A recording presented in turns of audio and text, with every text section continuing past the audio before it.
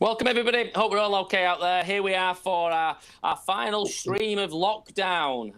It's not our final stream altogether, but it's going to be our final one for this lockdown. We've been doing it now for 8 weeks. We've had some fantastic guests on this show, but we've saved the best till last. Definitely on this one. So first things, no pressure there, Paul. No pressure. We've also got it on Hurdy's birthday as well. Even better. It's it's a great day. It's lovely and sunny out there. We're going to be talking a lot of golf today, and particularly about the Ryder Cups. But first things first, we've got to thank the guys behind us who are helping us out with Simply Video. Thank you very much, as always. They've helped us out all the way through this. Done a great job behind there and getting all these streams up and running and making sure everything's running fine. SGH Sporting Events, as always, you can find all the information on there. Please like and share our page as much as you can. There is going to be other streams which are going to be coming out, and we don't want you to miss them. As well through when we get back to some sort of normality out there. As always, we've got a sponsor today, which is Illegal, and they're in. And thank you very much for that. All the proceeds are going to the NHS. You can still go onto the SGH Sporting Events and press the link, go into the NHS for the Just Giving page, which we've got there. And as I say, we can raise as much money as we can. I keep getting told off if it's like 50p a pound, whatever you can afford. But we're going higher this time, 100 quid, 200 quid, 500 quid, whatever you can afford. Honestly, It's all going to the NHS. So it's a great cause, which we've been doing it for. And thank you to the guys who have given us some memorabilia in particular to auction off while we've been on this as well for a couple of lucky winners. So firstly to our guest, Hurdy, we've got to come to you first, mate. It's your birthday, you're 45-year-old, you're looking 50. You're doing well, mate. How's your birthday been so far this morning? Yeah, well, no different really. My aunt had a present to open, the wife apologised. The two things she's bought me have got stuck in transport, so my kids have gone off now to the park, and I've got an hour with you lads. So no, everything's gonna be great. I'm looking forward to this afternoon. I'm gonna get on my bike and play tennis a little bit later on and give Kearney a stuffing like normal. So it's what we like. It's what we like to hear. Decent birthday. And Howard Clark, how are you doing down in the corner there? We talk about the east wing, the north wing. We're back to a normal side now, aren't we? We've got the mirror behind you. How's things with you today? Yeah, East Wing's looking good. And while the care worker was out this morning, I managed to get a new shirt out of the cupboard. So that was nice. I managed to find one of the iron shirts. So I'm smart. I'm ready. I'm ready to hear what Paul has to say. Very interested indeed. No, absolutely. I think we're all interested in today. Massively thank you, firstly, Paul McGinley, for coming on with us today and spending an hour with us. We do really appreciate your time. We're going to talk a lot about Ryder Cups, which obviously Clarky, we've heard from Clarky's side through the lockdown of his experience in the Ryder Cups, but we're going to hear a lot about yourself, through that as well. But Paul, how's things with you? How's lockdown been for yourself? Are you good? Are you all relaxed and chilled out? Yeah, thanks, guys. Nice to join you. Obviously, look at the backdrop here behind me. Beautiful weather. I mean, the lockdown weather has been incredible, hasn't it? We've been very fortunate with that.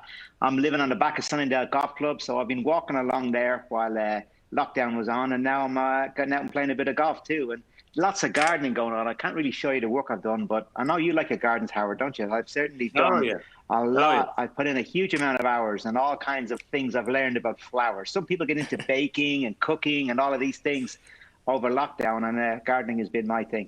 Fantastic. Have you been frustrated walking the golf course when you've not been able to play? Has it frustrated you? Not really. No, not really. I mean, I'd like to be out playing a bit more than I have done, but no, it's not too bad. My son is back from America, so we've got a place here to hit balls. He's been able to do that, a bit of work on his game and on his technique, and so we've been able to keep our hands in. The time's gone really actually quite quickly. So yeah, it's been fine. I mean, there's worse places to be in lockdown, believe me, than where I'm living. Yeah. No, absolutely. So we're going to go back to the very beginning, really. I could be up in the north of England with Hurdy. Right. So before we're all up in the north of England, and it's actually sunny up here as well. So we're doing all right. We're going to go back to the very beginning, Paul. Really, from when you're turning pro, but. I've read this morning that you were into Gaelic football first before golf, and got to a really high standard of that as well. And you had a knee injury, and that's which then put you down the route of golf. How did all that come about for yourself? Yeah, I mean that was it. Look, a normal Irish background growing up. Football, Gaelic football was my thing. I played hurling as well, and I played soccer. I played a bit of golf during the summer times. My dad was a good player. He was a one handicap, played in all the amateur events. I used to caddy for him. I only played golf for 3 months a year during the summer period and the holidays. Rest of the time was Gaelic football. And then I got really good at football, and I was lucky that the local team I played for, we became the best team in Dublin and in Leinster, and one of the best in Ireland. And I had great players on it. So we had a lot of success going up through the age groups from under 12, 13, 14, 15, 16. Every year we stepped up. We were the dominant team. And so that was fun that we had a lot of success doing that. And I became, I felt very good at it. I played half forward. I was very good at pointing scores from well out. It's like rugby post, 1 point for over, 3 for under. And my game was kind of distribution, picking up the loose balls around midfield and then distributing it to the forwards or taking a pop myself from distance. So that was my game. And then I broke my knee. I broke my knee at 19. I was at college in Dublin. I was like 5 handicap. Last thing I was thinking about was being a professional golfer. I broke my knee. I was on crutches for 9 months. It was a huge operation. I came off, lots of rehab, and couldn't play football anymore or hurling or any kind of running or twisting. So that's when I started to play. My last 2 years of college in Dublin, I started to play golf 12 months of the year rather than just 3. And I got down to scratch handicap, and I was starting to get good, but still not good enough to be a pro. Not even close to the Irish amateur team. And then I worked for a year. 6 months in an office in Brussels and 6 months in an office in Dublin. £100 a week I was earning. And then I thought, I'm getting good at this golf. And I got a scholarship to go to America and do 2 more years over there. Got 2nd degree in international business and had a real go at being a golfer, and kind of went on from there. I turned pro at 25. Howard had a career by that stage. Well, I was just about to say, it is an old... He's gone. It's just his dog started to bark. He goes off on one every now and again. Or he's either that, or he's just gone to look after the carer he's got. He's getting on a bit, bless him. But you turned pro in 1991, and as you say, at 25, it's quite a late developer in that sense. I'm guessing that your leadership skills obviously came with maybe coming into golf a little bit later, which we're going to come into a little bit later on. I really wish that Lynn was on with us today as well, because your first win was in '96, and also Lynn was second. You beat him by a shot, and I really wanted Lynn to be on so two of you could have a bit of banter. But talk about your first win when you're on tour and how that came about for you and the run up into that tournament itself. Yeah, I mean, Lynn would have reminded you, though, he got his own back on me a few years later at the Dutch Open when he came first and I came second. Lynn was a great player, by the way, so underestimated for how good a player he was. But anyway, sorry, what was the question? When you won the 96, going into that, your first win, the build-up from 91, turning pro up into to being at 96, actually getting the first win. Yeah, I mean, when I turned pro, I wasn't a particularly good player. I was on the Walker Cup team. I wasn't an All-American at college in America. I was a good player, number 1 player in our team. I did okay. I held my own. But I was probably the leading amateur in Ireland when I turned pro. Porrick was just coming through then. He was 3 or 4 years younger than me. And I was a good player, but as they say, not a great player. Certainly didn't hit the ground running the way, like, say, a Darren Clark would have done, who was, far superior player than I was when he turned pro a year previously. So I turned pro, and it was just about finding my feet. What I did have, looking back on it now, was ambition. I had ambition and a work ethic. Maybe not a huge amount of talent, but I certainly had those 2 things. And that's what sustained me as I got to learn the business and learn the trade and start to get comfortable in what I was doing. And then I started getting coached by Bob Torrance. And then I started to understand my technique a little bit more. I wasn't just relying on hand-eye coordination and feeling good and shaping shots. I was starting to have a bit of technique behind me and getting used and enjoying being on tour.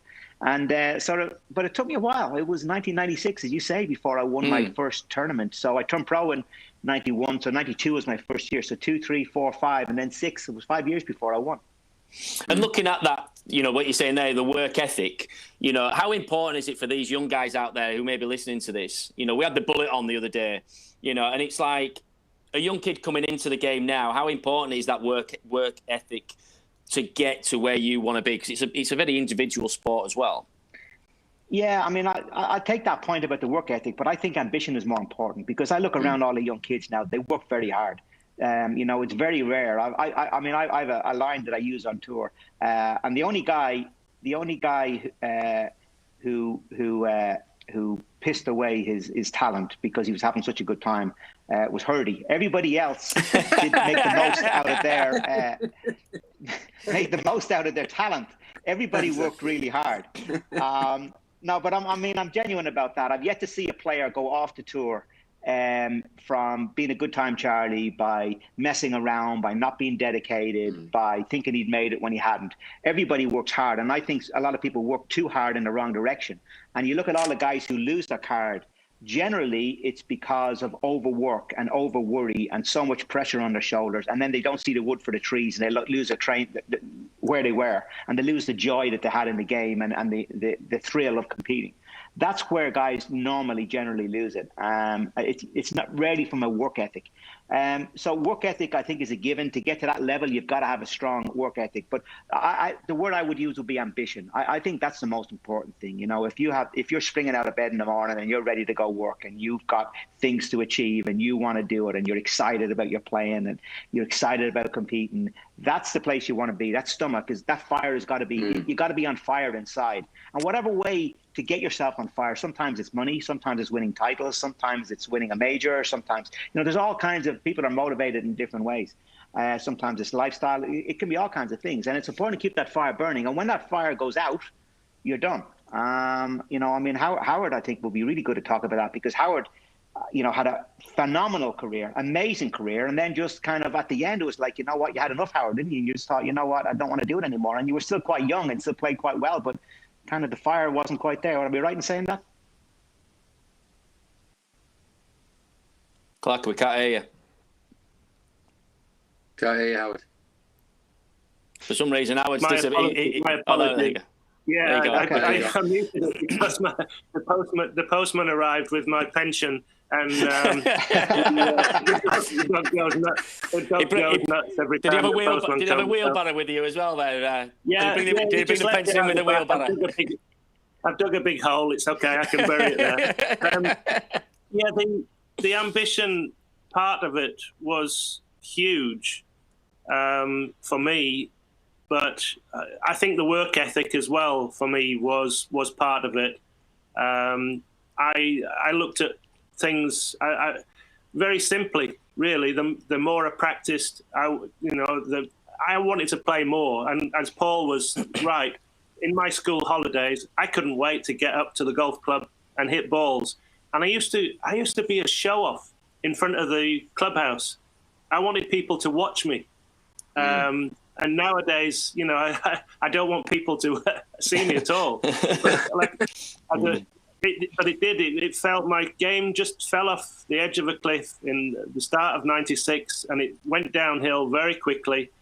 I got an injury which was really bad, and in my arm, and everything kind of built up, and it was a bit of a stacking system, and it helped me to get a little bit more clearance in my game, and then I got an offer to work for TV, and that helped me along the way. What age were you then, Howard? Yeah, 96. I was 42. Yeah. So that's kind of what. Yeah, that's early. I had about 25 years on tour, which I looked. A lot of players run out of steam after 24, 25 years. It's quite amazing. Yeah, right. And I fell off the tour too early to give myself a good chance of going on the senior tour. I really needed to play to get on the senior tour. But when I got to the senior tour, I've told the story before. It wasn't a pretty sight when I got on the senior tour. I wasn't happy with the way things were done, and there were too many people taking advantage of the system there, and I couldn't be bothered to lose my TV job and go on the senior tour. I just didn't want to jeopardize that, so I focused on my Sky work, and I had 18 years with Sky, and I had a brilliant time. So very pleased that it really helped me, get to my retirement. Absolutely. And Paul, looking at your career, then obviously flew off at 96 onwards. We're going to go to Ryder Cup because a lot of people out there are interested in the Ryder Cup. Obviously, it's the biggest tournament or match, whichever way you want to look at it. 2002. You get into the Ryder Cup yourself at the Belfry. What was that? That season leading up to it. You talked about ambition? Was your ambition at the start of that to get into that Ryder Cup, or was it before then to get into the Ryder Cup? But that was what you were working for. How did that plan out in your head? With the ambition side of it to get to that Ryder Cup in 2002. Yeah, I think. The peers, the guys around me, the guys that I was friends with, had played Ryder Cup. Thomas Bjorn, Darren, Padraig had all played Ryder Cup. And and playing with them and being one of their peers, and my game being good and starting to come round. All of a sudden, I thought, wow, I can play to that level. I can go to that level. I can beat these guys, and they've had successful Ryder Cups. So why can't I? And I got that bit of belief and that bit between my teeth, and I comfortably made the team in 2001, as it was. And, Howard will tell you this, when you make the team, rather than being a pick, you're normally really relishing the Ryder Cup because you're coming off the back of a good season. To have made the team, you have had a good season on the tour. Generally, you've won. And you go into the Ryder Cup on the back of the fact that your confidence goes up and down as a player. And you're normally going in on the back of good confidence from the back of a good season, a lot of top tens and probably winning. And obviously that didn't happen because of 9/11. Everything was cancelled. Come back 12 months later, and my career, my form and my confidence went that way. I reckon I was about 45th in the money list going into the Ryder Cup 2002. So it was not an easy place to go into a Ryder Cup, your first one, when you've lost your form, you haven't had a top 10 in months, and you're struggling. And I was fortunate. Sam did a great job captaining me, great job managing me, and kind of when I got there, it was like all of a sudden I forgot about all my bad form and all my misery about my game not being where it was, and all of a sudden I went off in this tangent of excitement and adrenaline, and played really well. And what do you remember from the first? We've asked Howard this. What did you remember from the first tee shot? I was playing the foursomes in the afternoon. Sam had given me a very clear picture well in advance what my role would be in the Ryder Cup. He said, you're going to be playing 3 matches, 1 each day, and don't expect any more. You won't be playing the first morning. So I knew well in advance I wasn't playing the first morning. He said, but go down and experience the first tee, get experience what it's like. You haven't been to a Ryder Cup before, which is what I did. And then I played with Padraig in the foursomes in the afternoon, and it was my tee shot. I was playing the odd holes. And I remember the first hole, it's about 250, 260 to that bunker down the right-hand side, first in the Belfry. And I said, okay, I'll hit a 5-wood short of it. And with adrenaline, I hit it 30 yards past it. Probably got half a lob wedge in. I absolutely buttoned it right down the middle of the fairway. It wasn't as intimidating in the afternoon as it was in the morning, because the matches were going on beforehand. People were spread out more. That intensity had dissipated a little bit. But still, nonetheless, it was great to be up and running. And I was relishing the opportunity. I couldn't wait to get on the tee. I couldn't wait to get stuck into the game. And even though we lost, I felt I played really well. And we played against 2 guys, Stuart Sink and I think Jim Furyk, who played great and had the best scores against par of anybody that day, and they beat us 3-2. But nonetheless, I came off buzzing because I said, you know what? I've actually acquitted myself well, and I played here. When's the next game? Yeah, you just want to get back out again. And moving forward to the singles, the winning putt on the 18th against Furyk as well. What's the recollection of that going down the 18th, knowing that you're there? He's pretty nip and tuck at that point, and you actually get the winning putt at the end as well. Yeah, I give a lot of credit to Sam with that, because just to lead into the story, going back the previous night, I played the second day in the afternoon with Darren in the 4 balls. We were the last game on the golf course. We were 1 down with 3 to play, and I birdied 16. We half 17, and I parred 18. I was only one of the 4 of us to par 18. I had a 4-iron into about 15 feet in a strong crosswind, made par, and we won that hole to half the match, which made the team were going level. The teams were going level into the singles. So we were on a high as a team. I came back to the team room, and Sam was. Again, myself and Darren, I think we shot 61 or 62 in that 4 ball. And I remember Sam grabbing me by the ears, pulling me in close, this big bushy moustache right up beside me. And he said, you showed so much balls out there today. I'm going to put you right down the order in the key position tomorrow, because I know you can pull through if it comes down to you.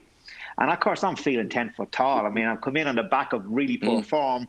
I've now got my first half a point in a Ryder Cup and played really well, played well in both matches. I'm looking forward to the next day. And now the captain is telling me that not long am I going to be playing. I'm going to be playing in a key match in a key position. And that's what happened. And as I walked across the bridge on 18, when it kind of was all kind of happening, I was kind of aware.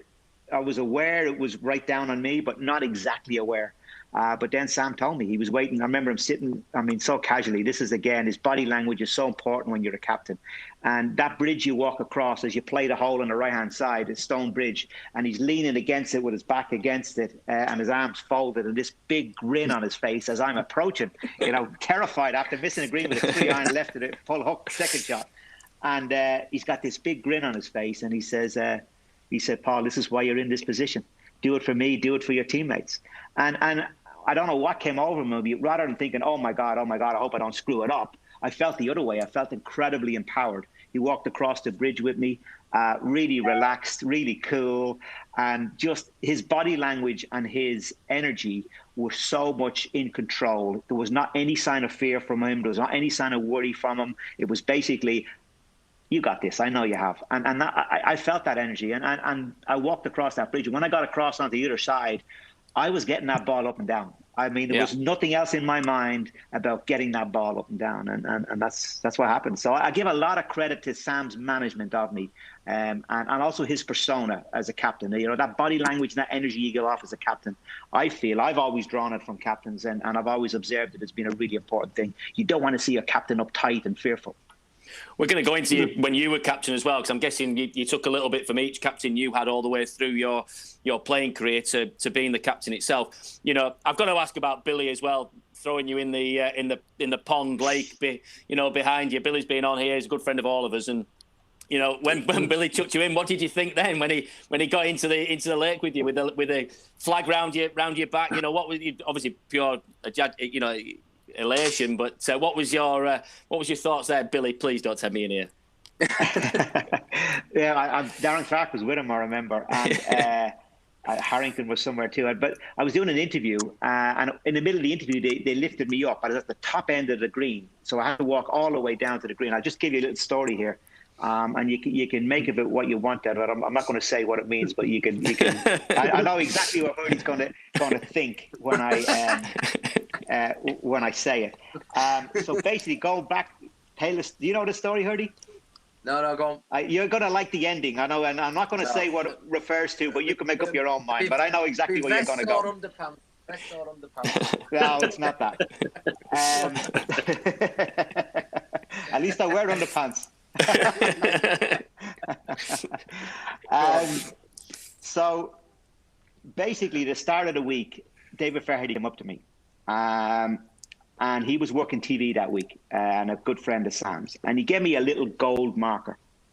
And I had 4-leaf clover on the one side, and there was a message on the other side.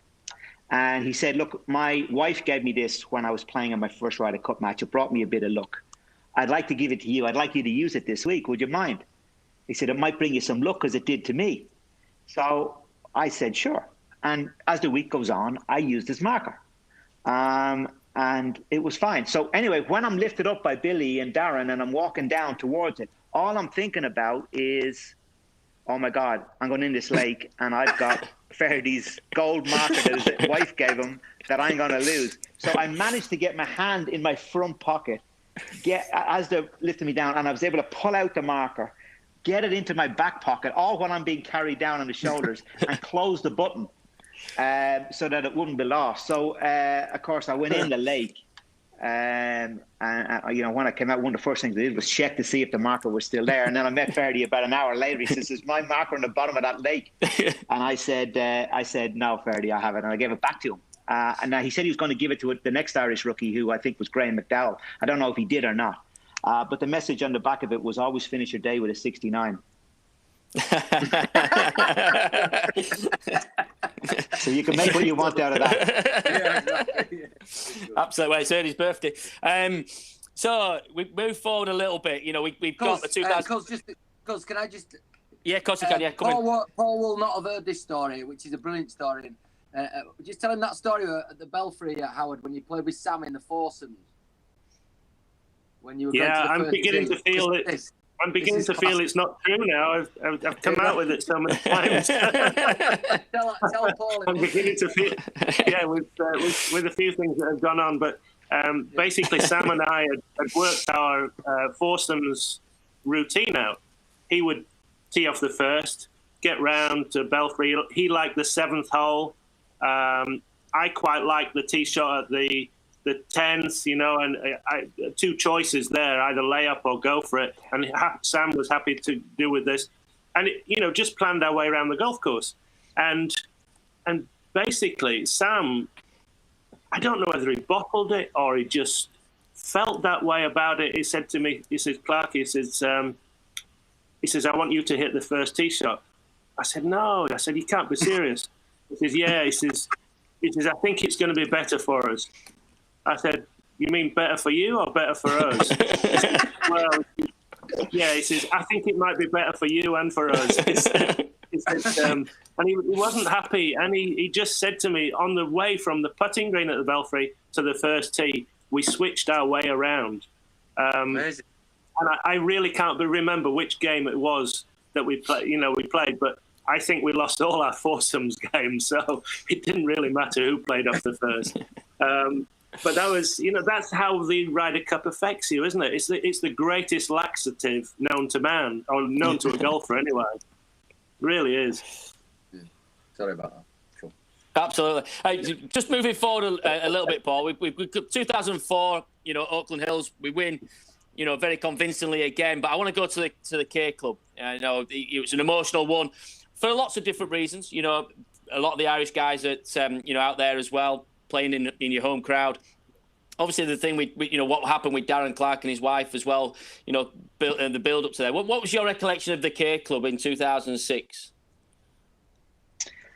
Yeah, it was Darren's very much remembered as Darren's Ryder Cup, and the emotion that we had in our team. All of us in the team knew Heather. She'd been part of the previous team when we played in Detroit and was there with us all. It's not just but it's all a backroom team as well. She was very much part of the set of all the wives and girlfriends. Strong personality, and personally living next door to Darren at that time. We went through the whole episode of the 2 or 3 years when she was getting all her treatments and good news, bad news, good news, bad news, and then more bad news, bad news, bad news, and eventually she passed away. So you can imagine the turmoil for us as a family as well. So all that kind of was going on, and then it was going to be in the K Club. And from my golf point of view, a little bit like 2002, I had made the team, but I had made the team by finishing 2005 brilliantly. October, November, December, I'd won the Volvo Masters. I'd come second in the World Match Play, beaten the final by Campbell. I played well somewhere else. So basically, I'd made 1.5 million points by January the 1st. And then as January 1st to September came along, I started to go downhill again. I switched off, my game went away, and I'm thinking, oh my God, now I've got my home country and I'm playing a Ryder Cup and I've lost my game. I ended up being the first qualifier on the 1st of January to being the last guy in. Paul Broadhurst nearly jumped me, and if he'd have jumped me, there's no way I was going to be picked because my form was so poor. But I managed to hold on to that position at the end. And then you've got all the turmoil, emotional turmoil of me and my wife Ali and going through everything we did with Darren and Heather and their kids. So yeah, it was a tough place to be. But again, when we got there, that emotion. I think we rode that emotion as a team that week. I think we were a bit fortunate as well. That wasn't the America's strongest team. In the 3 teams that we played against, that I played on against America, that was probably the weakest. A lot of guys kind of were coming through who weren't really well known and had good seasons all of a sudden. And the point system, their point system wasn't really equated to having lots of form. It was more about what time of the year you won. Combination of all those things. And we had a very strong team. Remember, our 2 rookies that year were Stenson and Carlson. So we had a very, very strong team there. And that was probably the strongest team of the 3 teams that I played under. And it looked like a good party did that one after as well. I know what the Irish like partying. I'm guessing it was a good night after as well, that one. Yeah, it was a little bit carnage, actually, if I remember, to be fair. I mean, security didn't do a good job. We couldn't move in our team room. There was too many people there. For me, the best parties are when you're with a group of people. It doesn't have to be throngs of people, but where you can move around and there's drinks available and there's a bit of crack. But I remember our team room being like this. You didn't really have that, but still, it was great to have won, obviously, and yeah, it was great to win in Ireland. But the problem is everybody in Ireland wanted to party, not just the team. And, and they found a way of getting into the hotel and into the team room just like Paddies do. I mean, you need a fence to keep them out because they're always going to find a way in. Absolutely. Paul, you were very generous in that K Club, I remember. Did you give your partner a long pot on the last, or what happened there? I remember one of the guys... Yeah, that was a streaker. That was a streaker, a male streaker, unfortunately, Hurdy. I mean, I was all square playing JJ Henry in the singles, and the match was over at this stage. We'd won the Ryder Cup, just finishing out our match. I hit a drive in a 3-wood, good at 3-wood as I've ever hit, over the top of the flag to 35 feet, and JJ had laid up 120 yards short. He pitched on to 25 feet.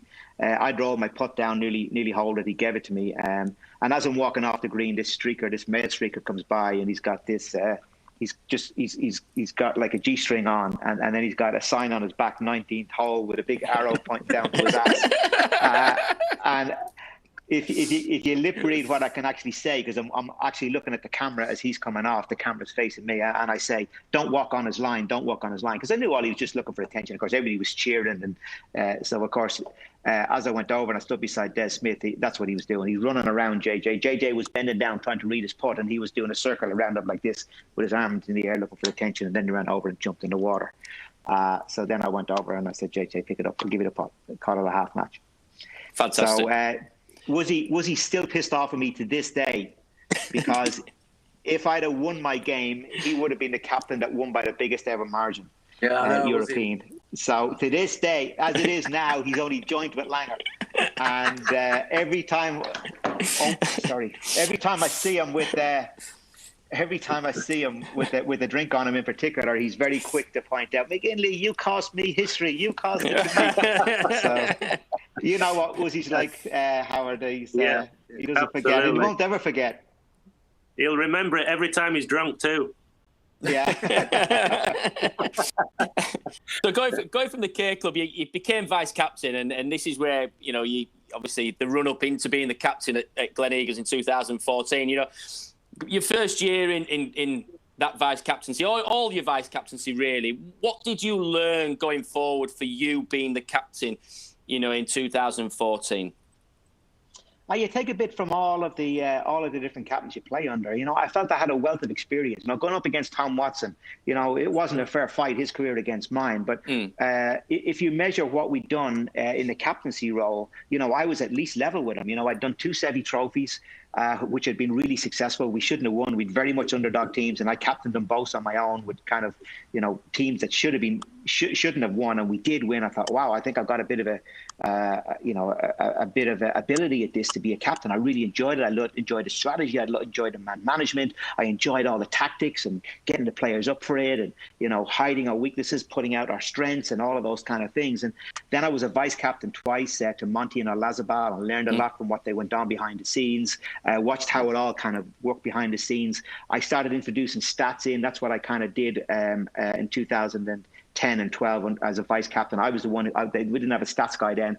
I was the guy that did the stats, and I had pages of who was our best driver, who was our wildest driver, who was our best putter, who was our wildest, and they're just very general 1 to 12 based on the statistics that you get on the main tour, and then we just use those as a background. And the guys were taking the piss out of me calling me the stat man and all of that thing. But of course now that's evolved into being a huge part of the Ryder Cup. And I had a company called StrokeAverage.com that I employed full time. One of the first things I did when I became captain was employ these guys who had worked with a number of players, including guys like Rory, a lot of the players on the tour, and I employed them fully on my shoulder. And the idea would be that they would go into the last 10 years of Gleneagles and decipher what were the key components to winning around there. What did the guys do who finished in the top 10 and won around Gleneagles? What did they do for the week? Because there's always keys to unlocking a golf course. Sometimes it's putting, sometimes it's big hitting, sometimes it's accuracy, because every golf course asks different questions.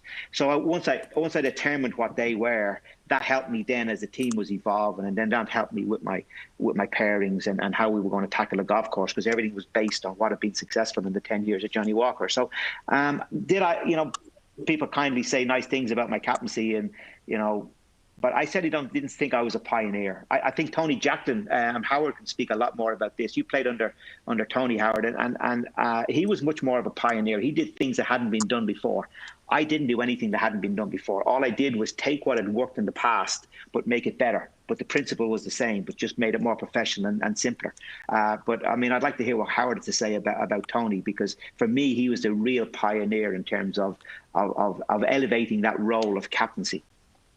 One thing that Tony instilled into us, and one thing that he didn't actually mention, was defeat. He never mentioned the thought of losing. And I noticed that straight away because I was standing alongside Sam Torrance, my partner for the next morning before the opening dinner at the Selsdon Park Hotel. And I'm standing next to him, chatting away, and John Jacobs was right in front of me alongside Dave Marr, who was the American captain. And of course, they had the most amazing team in 1981, sorry. It was a $20 million team, as they call it. Well, I mean, multiply that by 12 today, but this was the best team of all. If you look down the stats, they were the best. And Dave Marr and John Jacobs were talking, and I was kind of trying to listen in. I was eager to to find out what he was saying and things like that. And I heard John Jacobs say to Dave, he says, by the way, he says, before we go in, he says, take it easy on us this week, will you, Dave? And I just stood back, absolutely aghast. I was playing well at the time, and I was happy to be playing the following morning with Sam. We were playing in 4-ball against Johnny Miller and Tom Kite. And I thought, God, we can beat Johnny Miller and Tom Kite. I know we can beat them. And John has just almost said, take it easy on us. And that was something that never crossed Tony's mind. Tony's mind was quite straightforward. He went for the best gear, the possibility of best gear, best golf bags, and all that type of thing. Wanted us to be kitted out at least equal with the Americans, because they always had the best equipment. And the one thing that he said to us, he says, you don't have to deal with the press this week. He says, because the press in England could cut you down as build you up, as soon as build you up. And he said, I will take all the press duties off all the players. You don't need to speak to them. You don't need to do a thing. He says, I'll deal with it. He says, if you don't want to speak to them, don't speak to them. Say it's Tony's job.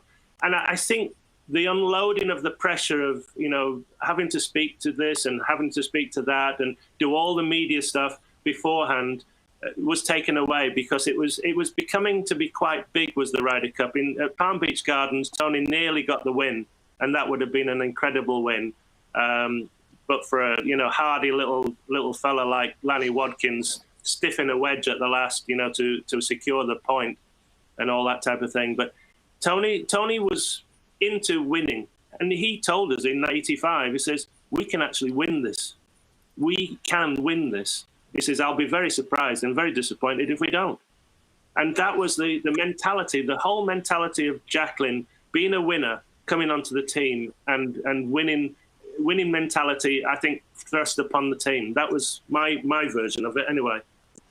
He's going in, Paul, going into the two. Is it man management? Are you managing the players on a daily basis, or building up to the Ryder Cup, particularly rookies? Are you looking after them a little bit? Are you treating them differently to, say, somebody who's been in it 3 or 4 or 5 times? Yeah, absolutely. I mean, man management is huge. But just going back to the point that Howard made there, the job that you have as a Ryder Cup captain, you don't hit the shots.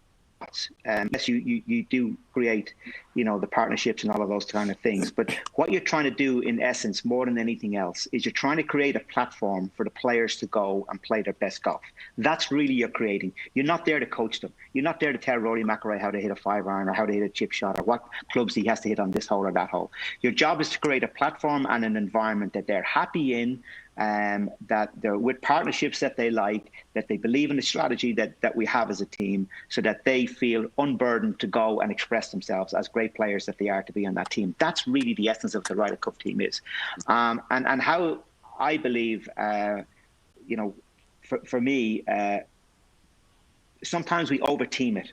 And I'm a believer, particularly in an individual sport. You know, Ryder Cup captaincy is a unique, and this is, you know, my work at London Business School, why they're so interested in Ryder Cup captaincy is that it's an individual sport who then come together as a team.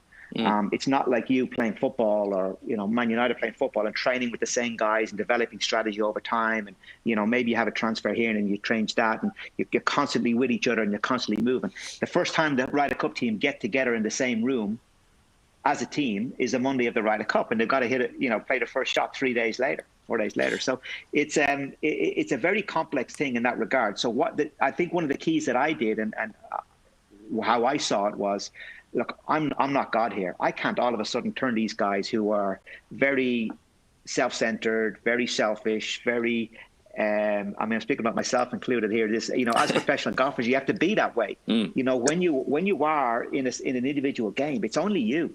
It's you and maybe your caddy, and that's about it. When you get in the golf course, it's very much about you. So these guys are trained to be individuals.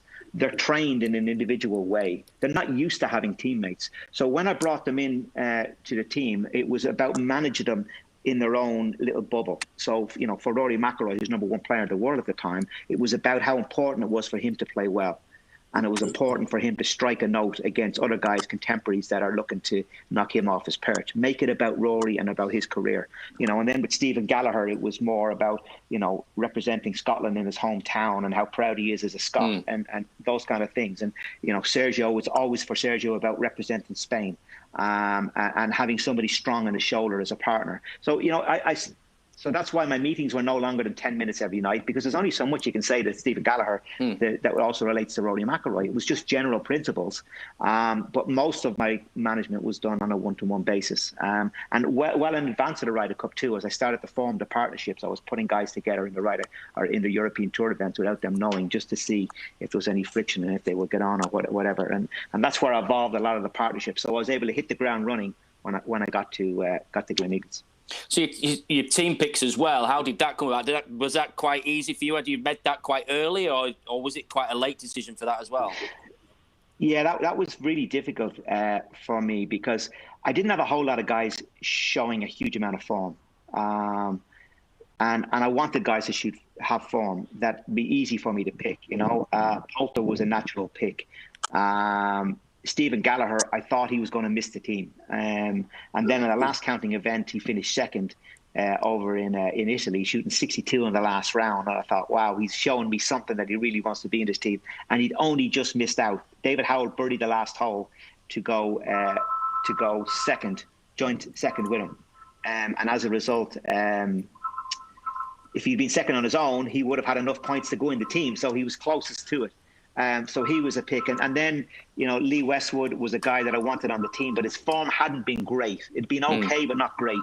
And Luke Donald was a guy I really wanted on the team as well. But again, his form would be terrible. His best place finish was 42nd from May until September. And as much as I loved Luke and had been around so much with Luke, and his first ever Ryder Cup match, I was his partner in 2004. I wanted him on the team. He hadn't shown me enough. He was changing coaches that year. His game had really dipped. And I know he wanted to be on the team, but he didn't show me enough. So, you know, I had to, you know, Luke was the one who got left out. And Molinari was another one. You know, Molinari wasn't a player he went on to become. And he was kind of in that process, but he was a Mr. Consistent player. And again, he was a guy that I overlooked, even though he had played such a big role in 2012. Again, I overlooked him for Poulter, Westwood and Stephen Gallagher.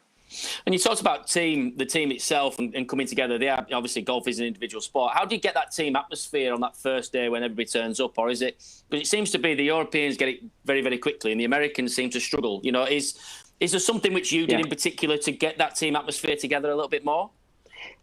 Yeah, well, one of the things, again, going back, Andy, this is the template. You know, I talked a lot about the template that, you know, it wasn't my job here to go in and reinvent the wheel. I said, you know, I might not have the playing career of Tom Watson, but what I do is I've been involved in 5 Ryder Cups, 2 as a vice captain, 3 as a player. And I've also done a number of Seve trophies and Royal trophies. I think I'd done, Gleneagles was my 14th time representing Europe in some kind of capacity. And we'd won 13 out of 14. So I felt there was a template there. I'd seen what had worked and what hadn't worked. And one of the first thing that goes in the ground for us as Europeans, I believe, and I'd like to know if Howard felt the same when he played, was that element of fun. Fun was so important. Every team I played in, we had crack, we had fun, we had banter, we had piss take.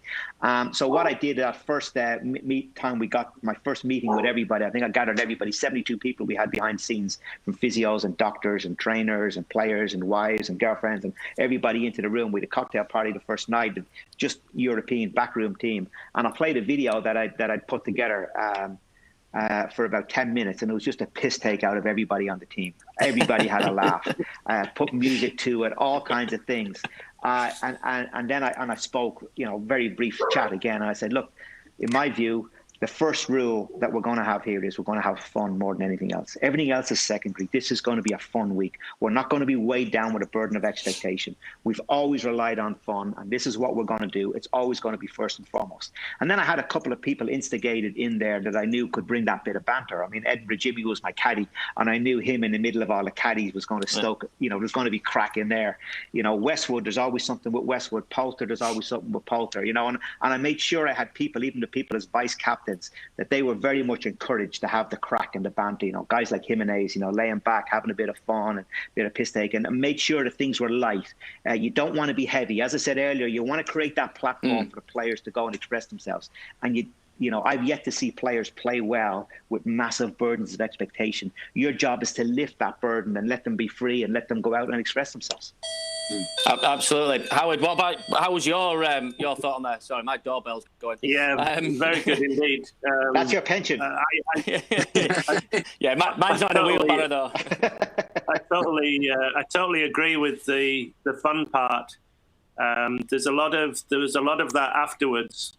I remember Sam and myself playing Sevi and Jose Rivero in a practice round, and Tony wanted us to play for money. So Sam always wanted to play for money, and it was better to have him as a partner than an opponent playing for money. That's in my personal view. And we set off, and we won the first 9, we won the second 9, and we won the match. So we won £30 from Sevi and Jose. And at lunch. Sorry about my dog in the background. Something's going on.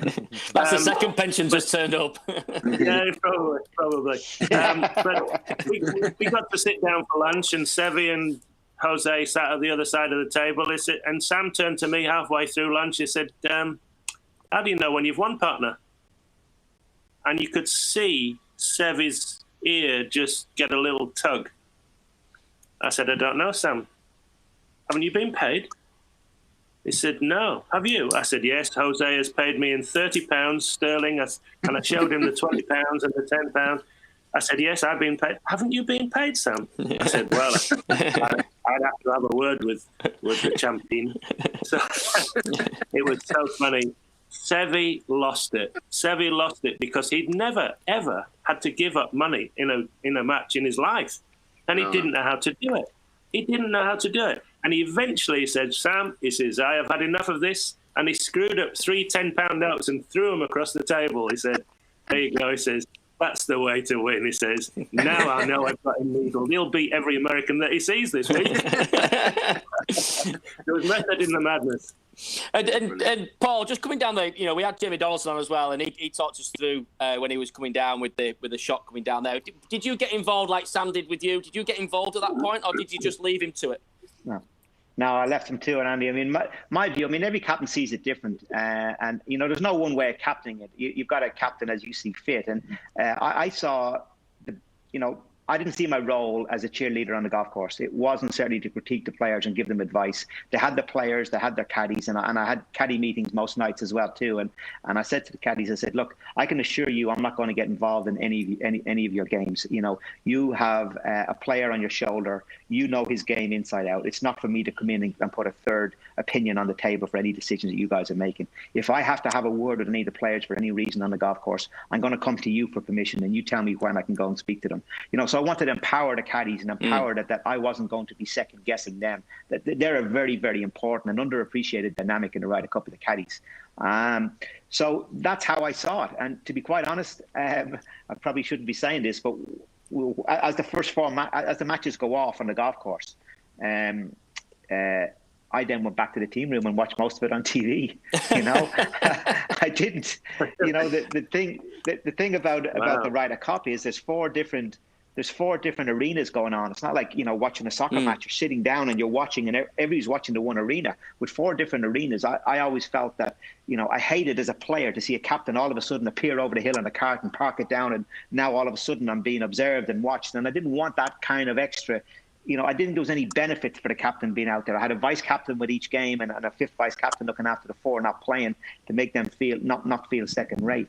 So I didn't see my job, and I saw my job as an overall kind of watching and getting a feeling for it. And I figured the best way to do that was through TV. Now, I appeared every now and again, but I was constant communication with the vice captains and getting feedback, and relied heavily on the vice captains. And my job, as one roll of the dice was underway in terms of what we were doing on the golf course, my job was to watch, critique this, and observe it for the afternoon session, or for the following morning session, or for the single session, whatever was coming next. So that's how I saw the role.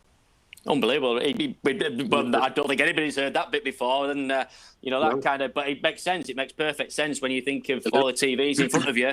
You can see everything, and you're in contact with everybody when you're out there. Now, if you put that forward for the next captains, for 16 and 18, you know, to come in and do that as well, have you given that advice to them? Have they taken that on for you, or you just leave them to it? So I know you've been vice captain as well, and in the communications for the captains, haven't you? Yeah, I mean, I leave them to it, Andy, to be honest. I mean, one of the things I didn't like was, personally, as we were leading into the Ryder Cup, an ex-captain going in the media and telling me what I should be doing, or questioning decisions that I've made. So I've purposely stayed clear, even though I'm in the media. I've been very careful, and the two captains that came after, Darren and Thomas, I didn't want to be that guy of telling them what to do. Now, Thomas was a player on the team that I captained, so he was aware of everything that I did. If he wanted any advice, he knew I was there, and likewise with Darren. But it wasn't my job to go in and tell them what to do, because, you know, there's no two ways of doing it, Andy. So there's more than two ways of one way of doing it. And, you know, I look at Sam Torrance, who I regard very highly as a captain, but he was a completely different captain than me. He did things a very, very different way. Not totally, but it was very different. Then I look at Monty, very, very radically different from where I was, and yet he was a winning captain. Then I look at Olazabal, again, incredibly more radically different, but again, he was a winning captain. So there's no one way. And you know, I don't feel like I have the arrogance to think you have to do what I did. I just did what I saw fit based on what my experiences were of being involved with Europe over that length of time. Fantastic, Paul. You know, we could talk forever. We've heard he's got a quiz for you, so we've got to bring this quiz in at some point. Yes. You know, we as I say, we could talk forever. I'm going to let Erdy come in with a quiz for you. Then we've got AJ with some questions off Facebook and Instagram and so on. And then I've got a couple of questions for you to finish with. But fantastic, Paul. Thank you very much for your time. And Erdy, over to you. Yeah, perfect. You're welcome. Paul, got You're welcome. a couple of questions for you on some of your loves. So the first question is, Dublin GAA have won how many All-Ireland titles since the year 2000? Since the year 2000, how many titles have they won? Before I answer that, Hurdy, one thing come to mind looking at you on the screen here. You're getting more and more looking like the idiot abroad the more I see you, you know that? It's like I'm watching it on TV. I'm watching it. His mannerisms are the same as well. Well, they've just won 5 in a row since 2005, 6, 7. I'm going to say 8. Absolutely 7. No, wrong. 7. 7, yes, exactly right. 7. 2011, 13, and as we all know, 5 in a row. Which I mean, the game. I've been to Ireland many times, and I've started becoming friends with you. I've started to understand it, and the guys. I mean, it's an unbelievable sport, and the crowds and English people don't get it. You know what I mean? Crow Park. I mean, it's some game, isn't it? It's some game.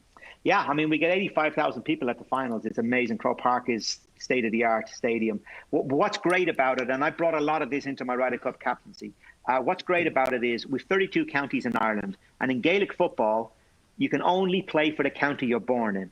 right? So that makes it incredibly parochial. And you're engaged with the heart, with that community and with that county.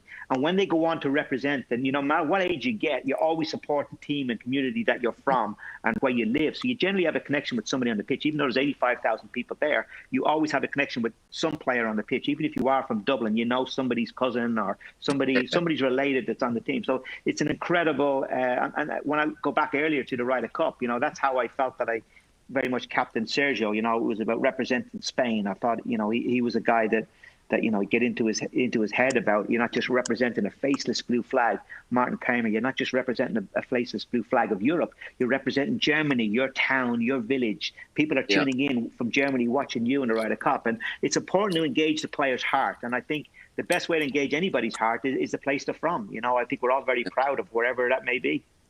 Okay, cool. I totally agree with you. It's an amazing sport. Second question, which Dublin player was named captain of the Ireland international team for 2015 against the series against Australia? Which Dublin player? Cricket. Is that your final answer? Is that...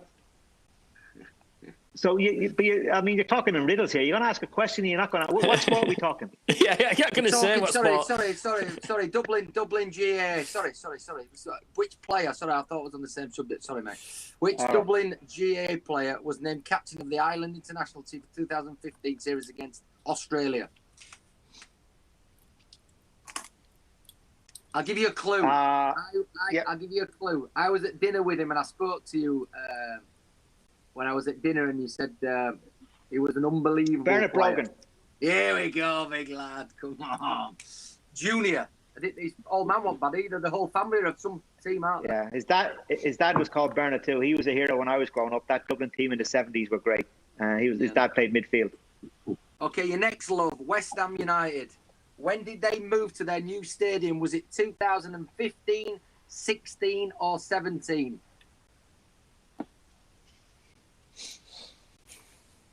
So we're in 2019, 17. It was 2016. 16. Name 4 of the last West Ham managers out of the last 10. 4, just 4 managers. Come on. Bilic, Moyes. Moyes, correct. Oh Christ! I got a brain freeze. Let me think. Don't tell me. Stuart Pearce. No, that was before, but go on. Harry Redknapp was before. Yeah, Redknapp. No, Redknapp's in there, yeah. Redknapp's in there. Yeah, Redknapp's 10th. Italiano. Ex-Man City. We got Pellegrini, and also... Pellegrini's Spanish though, isn't he? No, I would talk Italiano, as in your little mate who's not a bad golfer, who's even smaller than you. Zola. Not many. Yeah, there we go.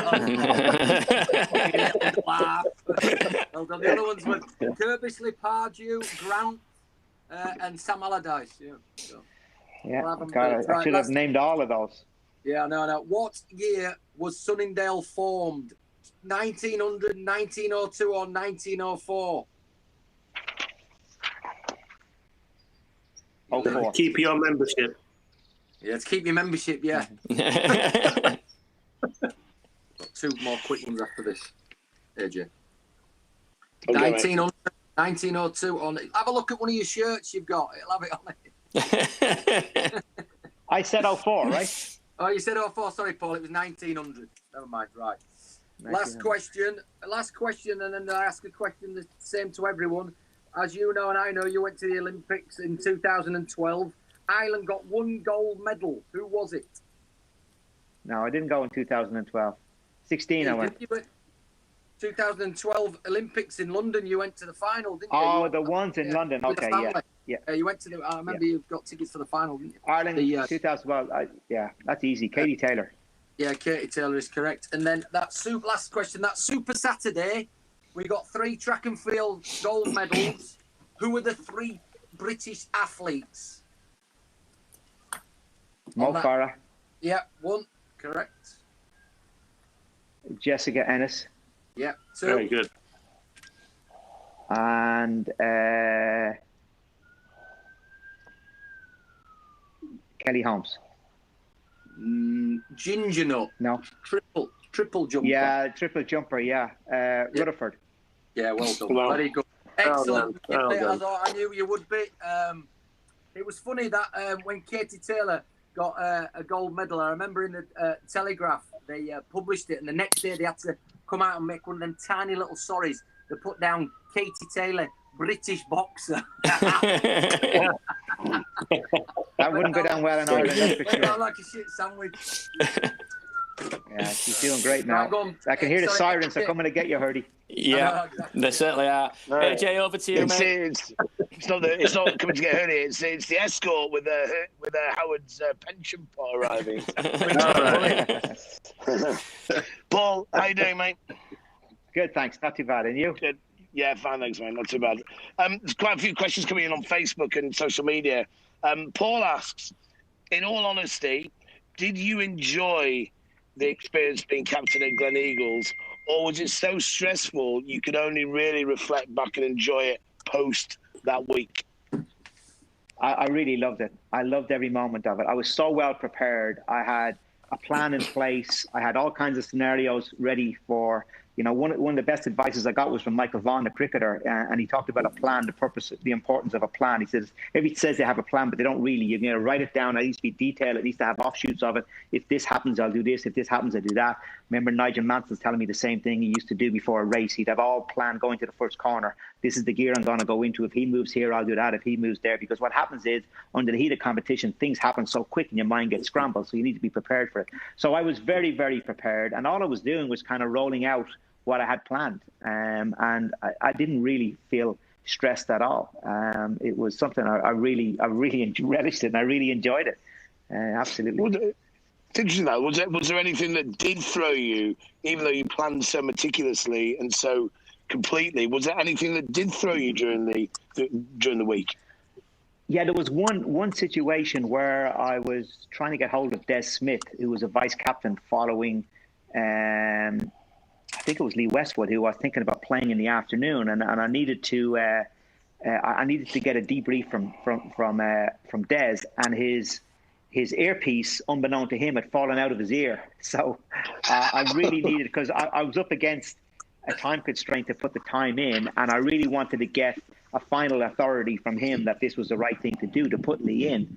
And I couldn't get hold of him, so that was kind of the most stressed I got all week. And eventually I think, Jamie Spence to get in the car to get out to the golf course, to get Des to put in his thing, and we got that. But other than that, no, it was pretty plain sailing, and I had planned for everything, and it worked out really well. I was very fortunate. Unlike Darren, they lost 4-0 the first morning, and all of a sudden you got a real problem on your hands, and you weren't anticipating that. And the old saying, it's great having a plan until you get punched in the nose. But fortunately, we didn't get punched in the nose, and things kind of evolved. So I was able to keep putting out the plan.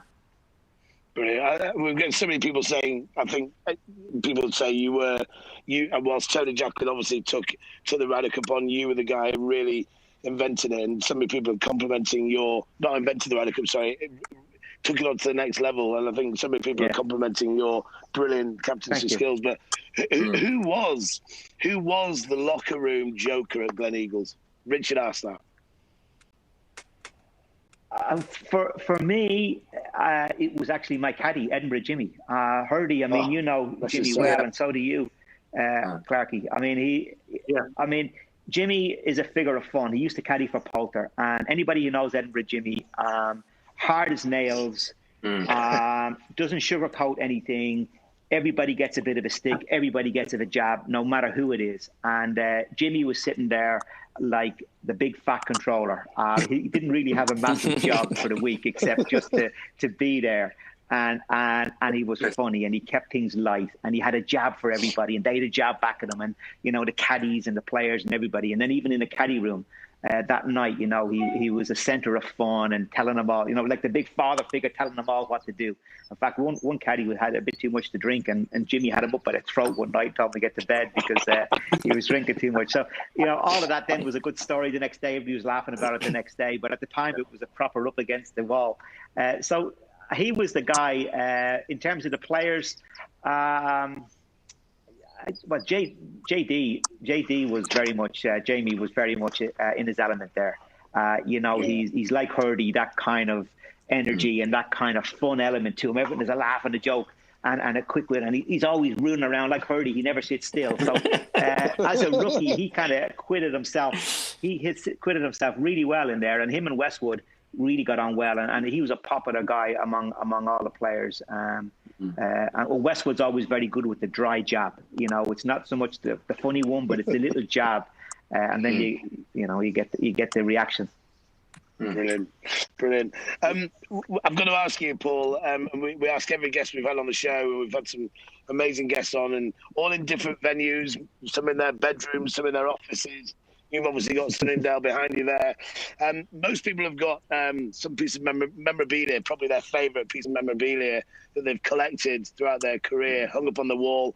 I remember Darren Gough had his 3 England caps framed, but it must have been done such a long time that all dropped to the bottom of the frame. It was priceless. But what's your favourite bit of memorabilia that you've collected or you've been given throughout your career?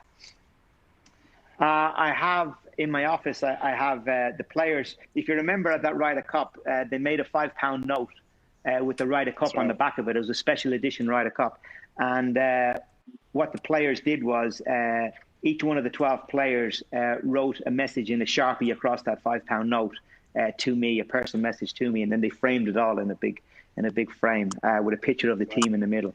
Wow. And that's probably it, because it's all the very personal notes that they sent me. So that was really nice. Cool. Fantastic. Have you got your replica Ryder Cup? Because Howard, we saw Howard yesterday. Yeah. You kept yours.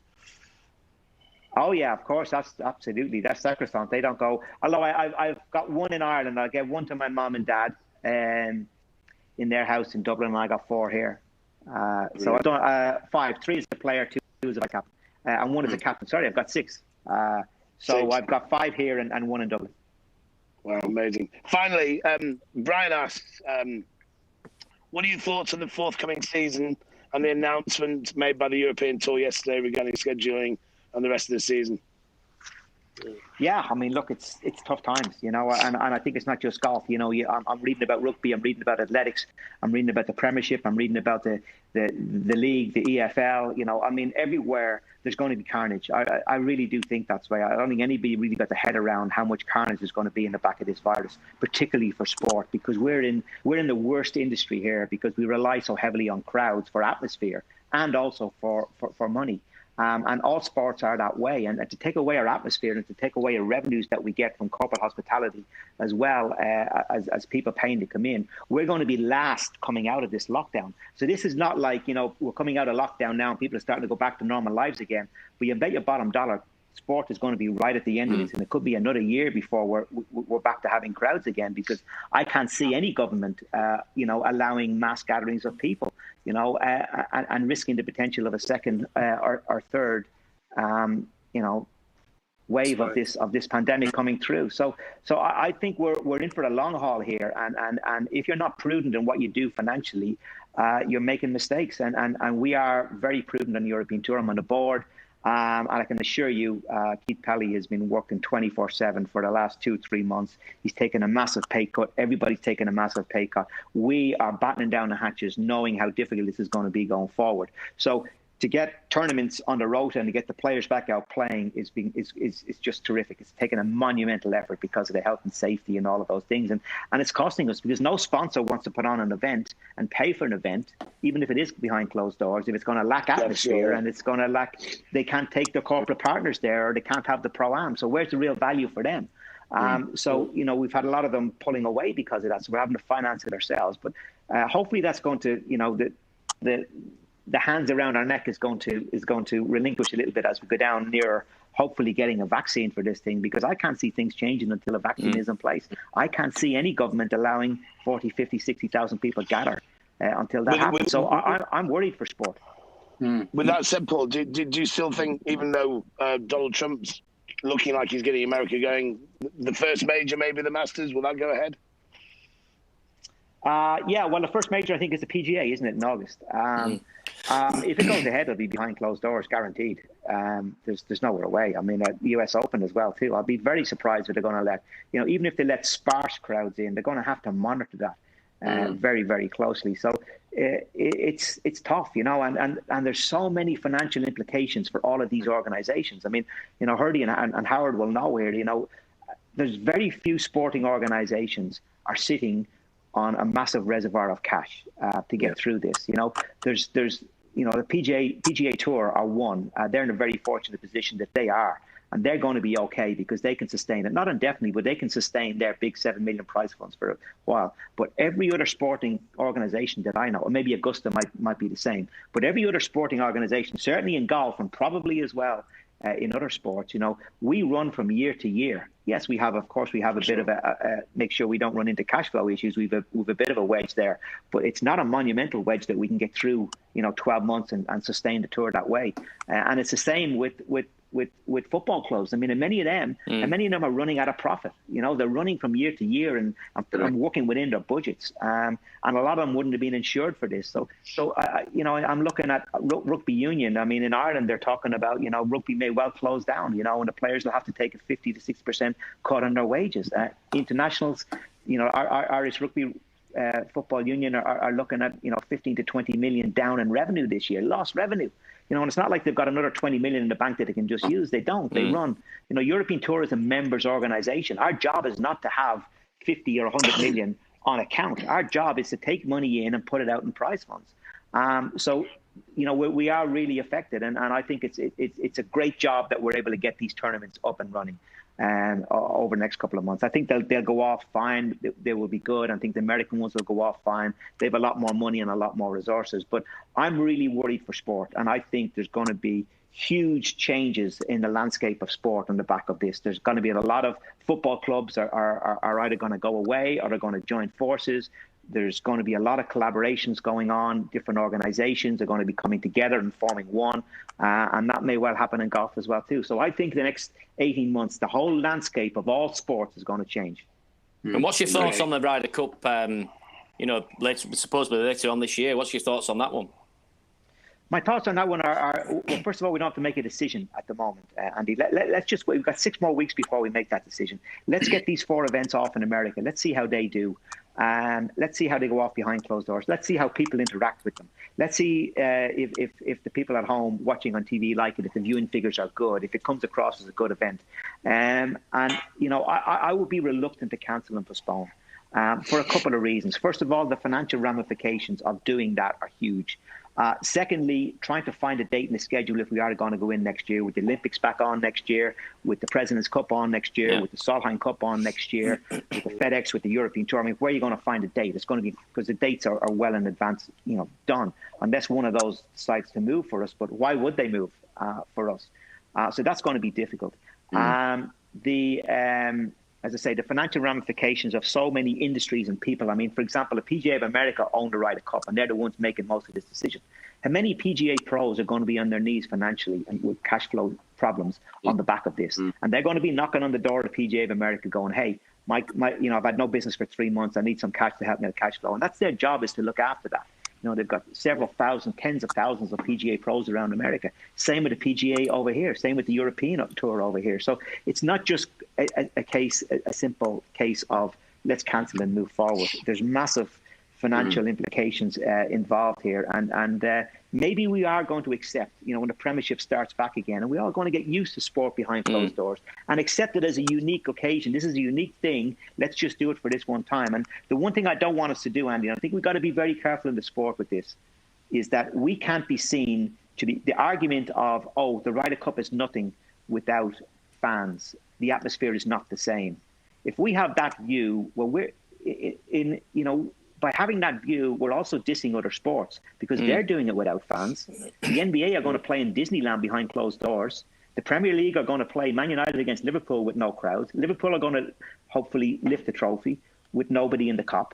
I mean, so by us saying, oh, well, we're going to cancel because we realize so our atmosphere is so special that we have to cancel, we're dissing those other sports that are doing everything they can to try and play. So it's very important we present be a lot more collegiate in our decision making here. And if we are going to play the Ryder Cup, we do it for the right reasons. And we do it to say, you know what, this is not going to be a great event. We understand that compared to what it normally is. But this is unique, and we're doing it for the people in the game because we're going to put money back into the game of golf because, believe me, the game of golf is going to need money in the coming years. And all the people, all of us here on the call here who are, around golf, we all get affected by what happens, as it trickles down from the top of the game. So it's important that we have that collegiate view and we don't become insular and selfish and saying, oh, no atmosphere, won't be the same, let's cancel it. It's not quite that simple.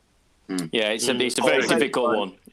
So it's a very difficult one. I did see this morning there was something where they were all on a call like this in the stadium. So it was all on big screens and they were actually watching it on big screens. So they're kind of invited through a Zoom call to a certain point, a simply video call, whatever it would be out there where they put it out onto big screens and the atmosphere comes from people in their own front rooms watching it, which I thought was quite an initiative really of maybe a way to go forward later on down the line.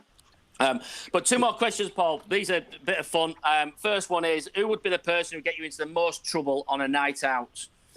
Yeah, look, I'm looking at him with the bald head. We had some great cracks together. Yeah, we could tell you Hurdy, I before you tell that, I won't tell that story. You're not going to tell that story, are you? It's funny. No, Hurdy, you see, Hurdy being the northerner and freeloader that he is and likes the pennies in the back pocket, anytime he'd see me on the entry list, he knew that McGinley would be probably getting a free room and I could book in with him and not have to pay when he was playing on the Asian Tour. So when the entry list would be completed, he'd see my name and I'd get a phone call, hey, there'd be a bit of a chit-chat, and then he'd cut to the chase. He goes, hey, just so you know, he says, I'm going to room with you when you come to Hong Kong or when you come to Indonesia or whatever. I see you on the entry list. And I know you're getting a free room because you wouldn't be going if you weren't getting paid. So I ended up always having a room with Hurdy, and his manners are terrible. I mean, when he goes to the toilet, for a number two, he leaves the door open and has this conversation with me. It's like, Hurdy, close the goddamn door. I mean, he likes to walk around naked in the room. It's like, Hurdy, I don't want to see it. It's disgraceful. In fact, to be honest, I've taken to snoring so badly that actually now he won't room with me. And he has to book another room. It's great. Absolutely. And the other one, Paul, which I am really interested in this one, because with all you golf guys, I'm interested in it. Who would be your ultimate four ball, dead or alive? Yeah, I mean, you go for the emotional ones of your family and all that, but I'm not going to do that. The fun one that I answer on this one would be Jack Nicklaus, Ben Hogan, and Tiger Woods. And the reason is they're the three greatest players in my view that ever played the game.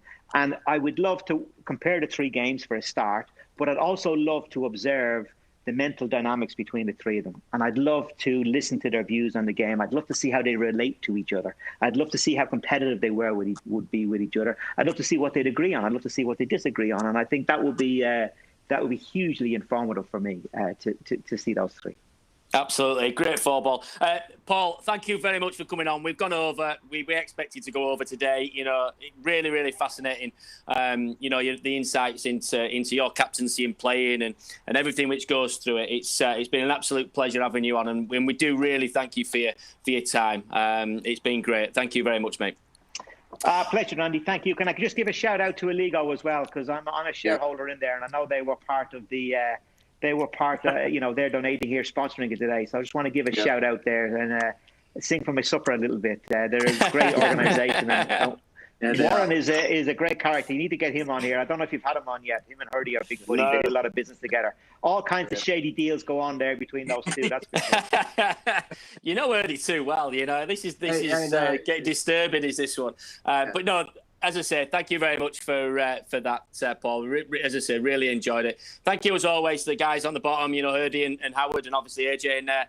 Thank you for everybody who's been watching. Thank you to Simply Video behind us, who've been looking after us as well. SJ Sporting Events, you can find all the information on there, guys, and please like and share our page and get it out there. As I say, they do some great trips away. You can go to the Masters with them, all sorts of things. And Hurdy's always there to do a wheel and deal, as you've just heard. So I'm sure he'll look after you.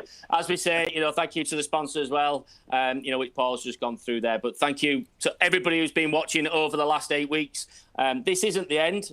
We will be back. We might have somebody interesting next week, which we'll go into. And Clark, you might come on for a little guest appearance at the end of that one as well. We'll tell you about that with Paul in a minute when we go off air. Thank you guys for all that. We will be back. This is just the lockdown time. We know everybody's going back to work, which is great. I'm actually in work at the minute, so we're going to be back at work next week. But as I say, we will still be doing some of these streams, so keep an eye on there. As I say, do like and share our page, because I'm sure when they do come up, you'll get a notification to let you know. But thank you again to Paul McGinley. Thank you for your time. Howard Clark, Richard Hurd, Simon Hurd. I did it on your birthday, mate, don't you, Willie?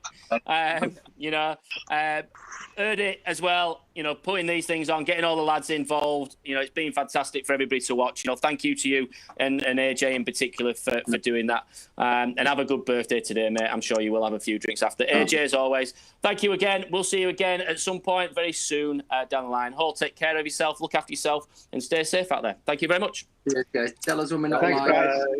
Tell us when we're Happy not live. birthday, Hurdy. Yeah, cheers, mate. On the line, guys, when we just go off live, I want to just tell you something quick before. Cheers, guys.